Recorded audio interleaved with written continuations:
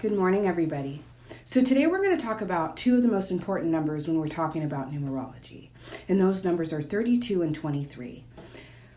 32 is a number that indicates negative karma, stagnancy, repetition. Okay, the need to overcome certain principles or ways of maneuvering in the world. 23 is a number that indicates shifts. It's a number that indicates positive karma. Now let's get into why. When we talk about 32, we're talking about your physical reality because of the number 3 pulling in the same way of relating to the world, the same kind of connections because of the 2. And the total is 5, which is the karmic number. Versus when we're talking about 23, we're talking about your way of relating to the world or your connections pulling in new manifestations because of that 3 energy and the total being 5. Now, it's important that you remain aware of these numbers because there are some misinformed teachers out there who like to make you think that anytime something bad happens to you or anytime you do something bad, you're acquiring negative karma. Now, the important thing to keep in mind here is principles. The important thing to keep in mind is your own character deficiencies or your own personal karmic lessons. For example, if you're someone that tends to bite your tongue, doesn't stand up for yourself, right? But you think this is a positive thing and you think you're acquiring good karma because you're not ruffling feathers or making waves. The opposite's actually going to be true. You are actually meant to learn how to be more assertive, learn how to speak up for yourself, learn to speak your mind.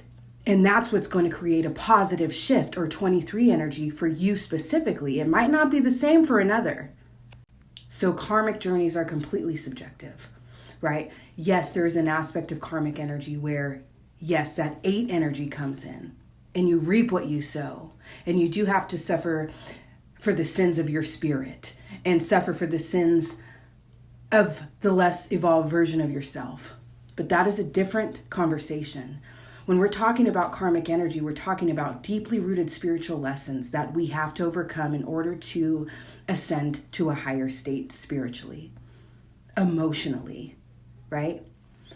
These are very important things to keep in mind. So you have to be aware of your own shortcomings. You have to do your own shadow work. You have to really know the flaws in regard to how you maneuver in relationships, because that's the only way you're going to be able to change them and create those positive karmic shifts or that 23 energy.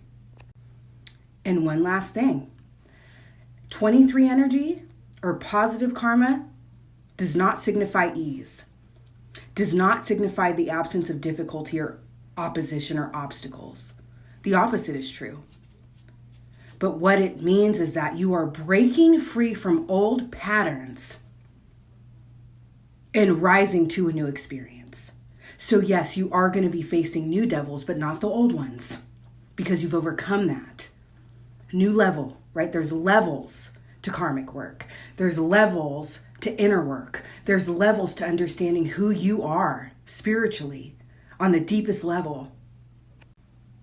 And the more you know yourself, know thyself, right? The more you do this, the easier it'll become for you to make decisions. The easier it'll become for you to navigate things in a more productive and precise manner. And these shifts come with a feeling of relief. And these shifts must be earned. And these shifts require something new of you. That's why not everyone can do it. Not everyone's ready to look inward. Not everyone's ready to overcome what's holding them back. Whether it be a mindset, the kind of connections or relationships you consistently and repeatedly find yourself in, not everyone's ready. And this is why most of the population, most of the world will not reach the level of ascension they could. And it's not because of any externally evil force. It's because they're not ready to look inward and do the work. Remember, sometimes you have to make a mess to clean one up. That is the nature of 23 energy. All right, you guys, stay tuned for Demetra's number system, Numerology Perfected, the book, coming next year.